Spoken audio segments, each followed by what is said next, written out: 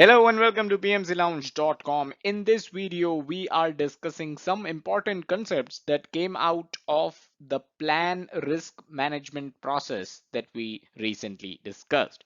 By the way, if you're into reading articles, first link in the description is going to take you to a relevant article on this topic over at our official website, PMCLounge.com. Also, second link in the description is going to be an entire playlist of every single video that we have ever done on risk management knowledge area. So two important links, to check them out. In the second link, one of the videos that you're going to find is the plan risk management process that we had discussed. And that is where we touched upon these concepts: risk breakdown structure, also known as RBS, risk categories, and the methodology. So in this video, we are going to discuss all these three. So let's get started. So first, let's talk about the basic definition of these three. Risk categories are used to classify the risks.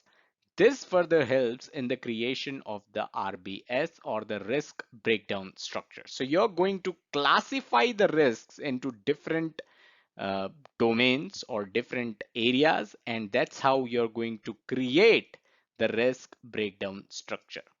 Now, breakdown structure, you might recall the work breakdown structure, WBS, that we have already discussed. So similarly, there's a risk breakdown structure as well. What the second point is trying to tell you is that a breakdown structure is basically used to categorize the information. Other examples include WBS, resource breakdown structure as well. So these are different types of breakdown structures that you will come across in your study of project management. This point basically defines what a breakdown structure really is. It is used to categorize the information. And remember, classifying the risks is what risks category is all about. Risk categories, it classify or categorize the risks, and thus it aids in the creation of risk breakdown structure. Finally, the approach or the method that you use to classify risks is called the methodology. So you are classifying the risks in risk categories. You are creating a risk breakdown structure out of it. But how are you classifying it? That is known as methodology, the method to do so, the approach to classify risks. That's what methodology is all about.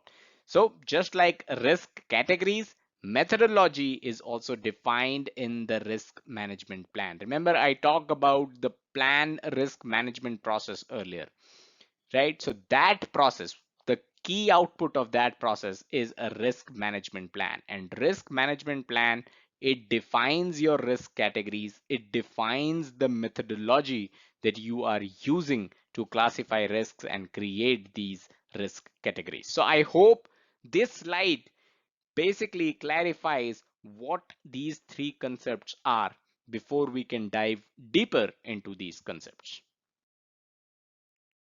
So quickly, let's take a look at some of the risk categories that you may come across as part of your project. Number one is external risks. This include governmental or regulatory risks, suppliers related risks, environmental related risks. Even your competitors constitute the external risks. Next is internal risks, which could mean resources related risks. Resources here means team resources as well as physical resources, risks related to funding, risks related to prioritization. Next is technical risks. So scope or requirements definition. This is a big risk, right? Your system requirements specification document, if there is any ambiguity in that document, that is a technical risk, because that is a requirements definition risk. Technology risk, technology may get outdated, right? Whatever technology that you're using or creating may get outdated because technology world moves fast. Assumptions, constraints, whatever that you have can also constitute to technical risks. Then project management risks. If there is a problem in planning, if there's an issue with schedule, if there's a problem with communication, right? All these are possible problems that can relate to project management risks. A quick reminder, if you're looking for an entry-level project management course, head over to pmclounge.com/pm101. This is a free 1.5 hour training session, which is going to be your gateway to the world of project management. All right, now let's talk about risk breakdown structure or RBS.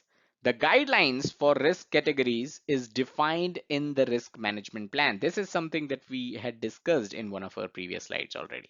Now, based on this definition, the definition which is available in the risk management plan, that is, the risks can then be arranged categorically and decomposed for further details.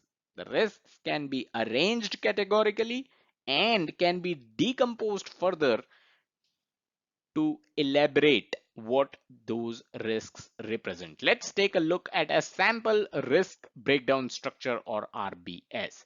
So you have the risks of the project. This is at the project level. This is project risks level 1.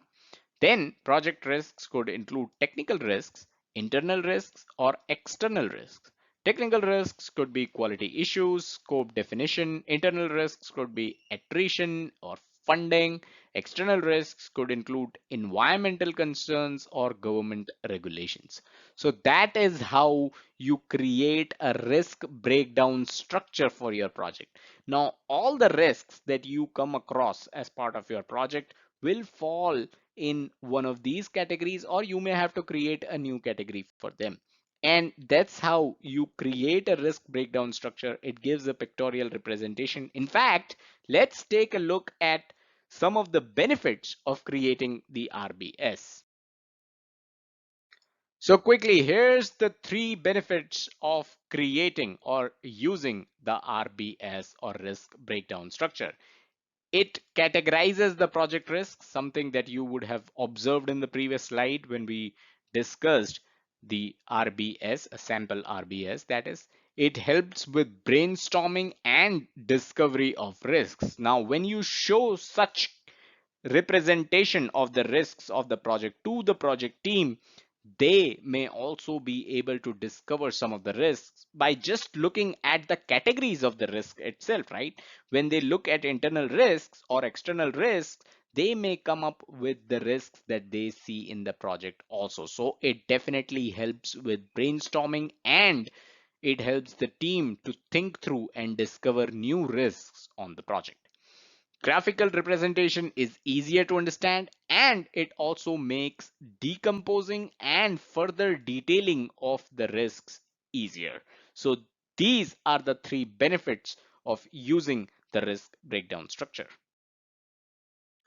Finally, the question of this video: what do you think is the biggest challenge in creating a risk breakdown structure? So two-part to this. Have you ever created a risk breakdown structure to begin with for your project? If yes, what do you think was the biggest challenge that you faced while creating it?